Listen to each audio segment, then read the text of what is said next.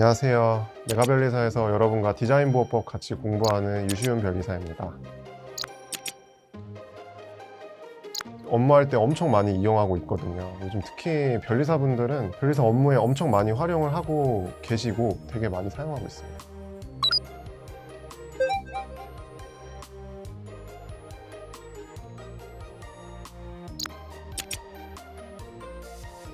일단은 제가 쭉 보니까 이제 9월부터 시작해가지고 쭉 이제 2월 시험까지 계속 주 6일 계속 2시간씩 공부하라고 하고 있거든요. 이제 매일 디자인 보호법 2시간씩 하면은 너무 많아요. 변리사 1차 시험이 총 120문제입니다. 근데 이제 디자인 보호법은 여러분들이 1차 시험에서 10문제 풀어요. 그러면은 산술적으로만 해도 여러분은 12분의 1로 공부를 하셔야 되거든요. 이제 요 GPT 말대로면 하루에 1시간 정도가 적당량이라고 볼 수가 있어요. 그래도 이제 GPT가 되게 똑똑한 게 이제 9월에 기본 이론을 들어가야 된다 이렇게 말을 하고 있는데 이거는 아주 저하고 일치를 합니다. 저도 이제 개인적으로 진짜 늦어도 10월까지는 기본 이론은 들으시고 그 다음에 이제 문제풀이를 들어가야 된다고 생각을 하는데 지금 GPT가 9월부터 10월까지 기본 이론을 들어야 된다라고 하고 있어요. 10월에는 물론 이제 심화긴 한데 사실 여러분들 디자인 보호법 심화 강의는 있어도 안 들으시는 게 낫습니다. 저 같은 경우는 심화 강의를 안 하고 있는데 심화 학습하면서 뭐 강의를 듣고 뭐 사례를 분석한다 이렇게 돼 있는데 1차 공부할 때는 그러는 게 아니에요. 그냥 이제 회독이라고 하죠. 심화라기보다는 좀 강화 학습을 하는 겁니다. 머리에 이제 남기는 연습을 하신다고 보시면 될 것 같고요. 10월에는 주요 판례와 사례를 열심히 정리한다고 되어 있는데 1차 수준에서는 좀 너무 과해요. 그래서 전체적인 커리큘럼은 GPT하고 저하고 똑같아요. 좀 속상한 점도 좀 있긴 한데 11월에 이제 보시면 문제풀이 들어가야 된다고 되어 있는데요. 맞습니다. 여러분들도 뭐 늦어도 11월, 12월에는 한번 문제를 풀어보는 게 중요하고요. 특히 이제 기출문제 푸시는 게 가장 저는 좋다고 생각을 하고 있습니다. 그래서 제 뷰 디자인 보호법 같은 경우에는 거의 22개년 기출문제가 수록되어 있고 예상문제도 수록이 되어 있으니까 그거를 이제 11월, 12월쯤부터 풀기 시작하시면 될 것 같다는 생각이 들고요.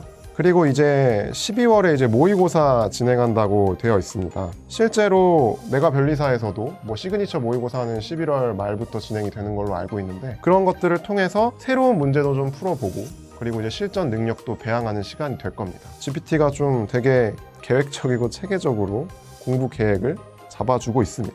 그리고 이제 되게 좋은 점이 복습을 하고 이제 틀린 문제와 이해가 부족한 부분을 중심으로 재학습한다고 하는데 이건 진짜 엄청 중요해요. GPT가 아주 중요한 부분을 집어줬습니다. 공부하실 때 항상 말씀드리는 것처럼 직접 문제를 풀어보시고 틀린 문제는 직접 책에서 어느 부분에 가 있는지를 찾는 그런 연습을 통해서 이해도도 높이고 문제풀이 능력도 높이는 그런 시간이 꼭 필요해요. 보통 이제 첫 번째 문제 푸실 때 샤프로 푼 다음에 지우는 게 좋거든요. 그렇게 하고 한 2주에 풀어보면 여러분들 또 틀립니다. 그런 부분들을 좀 가지고 가면 우리가 이제 디자인 보호법 제가 10문제 중에 최소 9문제는 맞추자 이렇게 말씀을 드리는데 충분히 가능할 거라고 저는 생각을 하고 있습니다. 그 다음에 뭐 1, 2월에 이제 뭐 마지막 점검 이렇게 되어 있는데 이것도 맞아요. 1, 2월에 또 저 책도 봐야지 이것도 봐야지 저것도 봐야지 막 이렇게 하는데 그것보다는 지금 이제 내가 공부한 걸 바탕으로 해가지고 계속 반복하는 학습이 훨씬 필요합니다. 그래서 이때는 공부량은 유지하되 공부의 밀도를 높여나가는 시간이 되어야 된다고 보시면 될 것 같아요. 스터디 그룹을 활용해야 된다 이런 말도 있는데 스터디 그룹은 뭐 디자인 보호법 1차 공부에서 뭐 굳이 필요한가는 싶어요. 그래서 시간을 정해놓고 문제를 푸는 거 그런 거 할 때는 또 자기가 혼자 타이머 맞춰놓고 하면 집중력이 흐트러지기 마련이거든요. 이제 그런 것들은 좀 스터디원들이 있다면 같이 해보시면 조금 좋을 것 같다는 생각이 들고 질의응답은 제가 좀 빨리 답변을 드리고 있거든요. 저를 잘 활용하시면 될 것 같고요.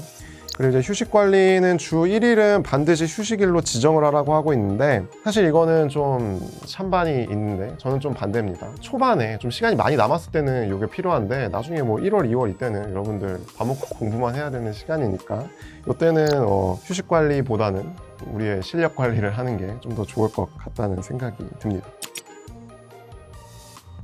근데 뭐 사실 1차 디자인 보호법에서는 여러분들 디자인 보호법 처음 만나는 시간이기 때문에 기본 이론 강의가 제일 중요해요. 그리고 뭐 저도 기본 이론 강의 한 30강 정도 이제 찍어서 이제 들으실 수 있도록 하고 있는데, 이것보다 많이 찍으려면 많이 찍을 수도 있어요. 굉장히 자세하게 디자인 보호법을 사랑하는 마음을 담아가지고 하면은 뭐 40시간, 50시간 늘릴 수는 있습니다. 그런 거는 또 오히려 여러분들의 총 점수에는 악영향을 줄 수가 있기 때문에, 사실 저는 기본 이론 강의에 딱 컴팩트하게 여러분들이 공부할 내용만을 담아서 강의를 하려고 노력을 하고 있거든요. 그래서 저의 강점은 기본 이론 강의가 아닌가, 필수적으로 모두가 들어야 되는 강의니까 적극적으로 들어주시면 좋겠고, 많이 들어주세요.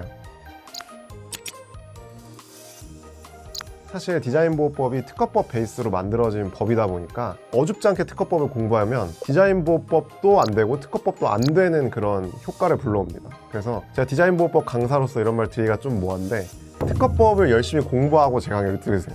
특허법을 공부를 하셨다는 걸 전제로 디자인 보호법을 수업을 하기 때문에 특허법과의 차이가 있는 점을 위주로 여러분들이 공부를 해 나가시면은 빠르게 디자인 보호법 전반을 여러분들이 딱 머릿속에 넣을 수가 있거든요. 이제 문제풀이로 들어가게 되면 다를 수 있어요. 되게 자잘한 것들로 오답을 내거든요. 문제를 풀어보면. 근데 그런 것들은 여러분들의 이해 능력하고는 달라요. 여러분들이 이제 단순 암기를 해주셔야 되는 부분이라, 내가 막 책을 많이 읽는다고 해서 또 그게 머리에 남지는 않거든요. 그래서 기출문제 같은 걸 풀어보시면서 이런 점들을 가지고 좀 오답을 만들어내는구나, 그러고 나서 책을 읽을 때도 그런 부분들 위주로 내 기억 속에 남기려고 여러분들이 노력을 하시면서 책을 읽게 되다 보니까, 그러는 게 이제 디자인 보호법에서는 좀 중요한 점이라고 할 수 있고요. GPT가 지금 말하고 있는 거는 어떻게 보면 이제 디자인 보호법을 좀 학술적으로 공부를 하거나 좀 약간 실무적인 접근에 많이 가 있습니다.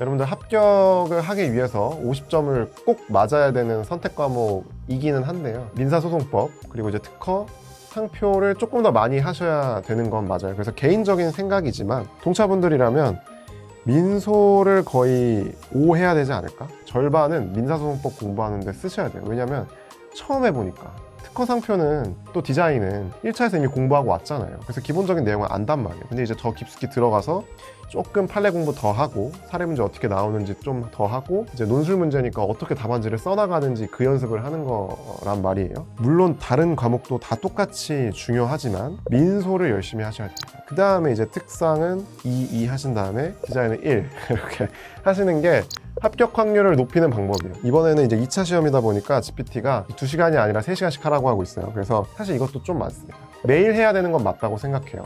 이제 1차 시험하고 조금 다른 점이 2차에서는 암기를 해야 됩니다. 법을 암기한다는 게 되게 고통스러운 과정이에요. 노래가사처럼 머리에 이렇게 막 남는 느낌이 아니어가지고 계속 여러분들이 반복해서 억지로 머릿속에 이렇게 쑤셔 넣는다는 느낌이거든요. 그래가지고 매일매일 하시되 3시간은 좀 과하고 그냥 1시간에서 2시간 정도를 할애하셔가지고 강의가 필요하다면 강의도 들으시고 하시면서 좀 암기를 하는 시간을 강제로 좀 가지는 게 좀 필요합니다. 2차 시험에서는. 전반적으로 그래도 커리큘럼은 잘 짜줬는데 이제 뭐 2차 시험까지 7개월의 시간이 있다고 하는데 사실 이제 5개월밖에 없죠. 2월에 이제 시험 끝나고 나면 7월에 시험이기 때문에 5달밖에 없습니다. 동차분들 같은 경우에는 2차 기본 이론을 굳이 난 안 듣겠다 이렇게 생각하시는 분들도 계시거든요. 왜냐하면 2차 시험 들어가 이제 2월 말에 시작을 하게 되면 민사소송법 여러분들 기본 강의만 해도 뭐 엄청 많아요. 거의 80강 뭐 이렇게 되기 때문에 2, 3월에는 이론 정리를 한다고 되어 있는데 이게 현실적으로 쉽지 않을 수 있다. 그래서 일단 요거 이제 패스를 한번 해보겠습니다. 하면 좋아요. 여러분들이 잠을 줄여가지고 한두 시간씩 디자인 보호법 2차 기본 이론 강의 듣는 시간을 가지면 훨씬 좋습니다. 저도 이제 2차 기본 이론 강의를 할 때에는 1차처럼 뭐 이게 바뀌어서 나와요 이런 식으로 설명하지 않고 조금 더 사례와 판례를 가져와 가지고 이 논점이 문제에 나오게 되면 이렇게 적읍시다 라는 관점에서 좀 설명을 드리거든요. 그래서 이제 들으시면 분명히 좋아요. 그리고 이제 2차 시험을 처음 접하시는 분이기 때문에 계속 답안지에 대한 말씀을 드리는 게 수험 전반적으로는 좋거든요. 이 답안지 작성 방법은 사실 민사소송법에서도 이용할 수 있고 특허, 상표, 디자인에서 다 이용을 할 수 있는 법학 답안지 작성이기 때문에 들으시면 일단 무조건 좋지만 이 부분에서도 당연히 시간은 줄여야 됩니다. 특히 2, 3월은 줄여야 돼요. 왜냐면 민특상 해야 되니까. 어쩔 수 없는 부분이고요. 대신에 이제 4월, 5월에 요거 꼭 하셔야 됩니다. GPT가 매우 똑똑한 거예요. 그래서 판례와 이제 여기서는 이제 실무 사례라고 하고 있는데 우리한테는 심사 기준이 있죠. 디자인 보호법에는. 그래서 판례와 심사 기준을 1차 공부할 때는 여러분들 절대 안 들여다봅니다. 그래서 판례 심사 기준의 결론만 우리가 암기를 하고 있지만 이 결론이 어떤 사례에서 나오게 됐는지, 어떤 도면 아니면 어떤 실제 물품에서 이런 어떤 판단 기준들이 나오게 되었는지를 그거를 공부하셔야 돼요. 그 이유가 뭐냐면 문제는 그 반대거든요. 문제는 어떻게 나오냐면 그 물품이 딱 하고 나와요. 문제. 그걸 보고 우리가 이거는 이 판례가 논점이 된 거야를 여러분들이 머릿속으로 추출을 해낼 수 있으려면 이 과정이 무조건 필요합니다. 적어도 동차분들이라고 하셔도 4월에 진짜 끝내야 되는 부분은 맞습니다. GPT가 이 부분은 되게 잘 짚어줬고 이때 할 때는 위에서는 한두 시간이었지만 그래도 이때는 좀 할애를 해야겠죠? 그래서 한 2시간에서 3시간 정도, 왜냐면 앞에서 기본이론 민특상 열심히 들었으니까 4, 5월쯤에는 조금 스퍼트를 좀 올리시는 것도, 하지만 위에서 해오던 암기는 계속 하셔야 되는 거죠. 시간이 너무 부족할 겁니다. 부족해도 어떡하겠어요. 여러분들 열심히 하셔야 되고요. 그 다음에 이제 6월에 서술형 문제 대비하는 거 맞아요. 이거는 이제 저 같은 경우에는 이제 실전 GS, 이거는 뭐 그때 가서 좀 달라질 여지가 있는데 5, 6월에 저도 실전 GS를 하고 다른 강사분들도 하게 됐는데 이제 동차분들이 이제 어쩔 수 없이 5월에 또 민소하고 특허하고 상표하다 보면은 실전 GS를 6월에 듣게 되는 경우가 좀 많으십니다. 6월까지는 서술형 문제를 대비를 해서 실전 GS를 한번 풀어보는 게 중요해요. 실전 GS 한 세트 풀면은 여러분들이 4 곱하기 8 32문제를 풀 수가 있거든요. 근데 이제 테마 시리즈에 나오게 되면 테마가 약 4, 50개 정도 됩니다. 근데 그 4, 50개 중에서 뭐 한 테마에 꼭 한 문제가 나오는 게 아니라 한 문제에 여러 테마의 문제가 또 나올 수가 있기 때문에 32문제 정도 풀면은 거의 모든 테마에 대해서 여러분들이 한 번 이상은 무조건 다룬 학습 경험치가 쌓일 수가 있어요. 6월에는 실전 GS를 꼭 한번 듣는 과정을 가지자라는 거고요. 이거는 이제 그래서 주 5일 하루 3시간이 아니죠. 주 우리가 2회 정도 공부를 하게 되고 2시간 풀고 1시간 정도 강평을 하게 되니까 이거를 듣는 시간은 사실 GS를 풀기 위해서 여러분들 대비하셔야 되는 시간도 있기 때문에 한 1시간 정도는 그래도 시험 본다는 마인드로 대비를 하고 가시는 게 좋지 않을까. 그 다음에 이제 뭐 7월에는 뭐 모의고사 같은 게 있기는 한데요. 뭐 모의고사까지 여러분들 신경을 쓸 시간이 없을 수 있습니다. 7월에는 민소도 암기해야 되고 특허도 암기해야 되고 상표도 암기하고 디자인도 암기해야 돼요. 여러분들 머리에 그 룸이 남아있지 않게 될 가능성이 매우 높습니다. 그래서 7월에는 뭐 모의고사를 꼭 봐야 된다 이렇게 부담을 드리고 싶지는 않아요. 지금까지 내가 공부했던 내용, 내가 어떻게 요 논점이 나오면 이렇게 답안을 작성해야겠다고 생각했던 대로 7월까지 해서 이렇게 끝내야 돼요. 그래서 되게 빠듯하기 때문에 고된 과정이 될 거예요. 그래서 열심히 하시는 게 되게 좋을 것 같습니다. 암기는 쓰면서 암기하거나 말하면서 암기하거나인데 사실 효율적인 방법은 말로 암기하는 거예요. 사실 요즘은 이제 워낙 뭐 스터디 어플이나 이런 것들이 너무 잘 돼 있고 뭐 커뮤니티도 잘 돼 있다 보니까 좀 강제로 여러분들이 암기를 할 수밖에 없는 환경을 만드는 것도 되게 좋은 것 같고, 그리고 암기라는 거는 사실 최대한 반복적으로 자주 머리에 이제 인풋을 넣는 게 중요하단 말이에요. 그래서 자투리 시간을 이용하는 게 더 좋을 수도 있습니다. 이건 좀 논란이 있을 수 있는 말이지만 뭐 그냥 하겠습니다. 사실 시험 여러분들이 16페이지 2시간 동안 열심히 적지만 그거를 채점하시는 교수님들이 여러분들만큼 2시간 동안 그 답안지를 보시진 않아요. 토시 하나 안 틀려가지고 그 답안지에 뭐 어떤 조문을 기재하고 판례를 기재하고 했다 한들 그것이 티가 나지 않을 수 있습니다. 저도 여러분들이 쓴 답변을 채점을 하다 보면 키워드 위주로 사실 채점을 할 수밖에 없거든요. 그래서 얘는 이거 썼네 읽어나가는 게 다이다 보니까 약간 키워드 위주로 이런 것들은 이제 강사분들이 좀 짚어주시기도 하고 여러분들이 공부하시다 보면 충분히 어떤 것들이 키워드가 되는지는 이제 머릿속으로 남으실 거예요. 키워드 위주로 내가 말하듯이 암기를 한다. 요거 두 가지를 좀 머릿속에 가지고 가시면은 그래도 법학 공부하시면서 힘든 과정을 조금 줄이실 수는 있지 않을까 이렇게 생각을 합니다. 저는 기본 강의는 동차분들도 한 번쯤 들어보시는 거를 추천을 드릴게요. 어차피 1차하고 내용이 달라지는 부분들이 많지 않거든요. 그래서 어떻게 암기를 하고 이 논점은 또 어떻게 기재를 하고 목차를 어떻게 가져가고 이런 내용들을 좀 언급을 드리거든요. 그런 부분들은 이제 1차 기본 강의에서는 여러분들이 전혀 가져갈 수 없었던 내용들이기 때문에 2차 기본 강의를 들으시면 좋겠어요.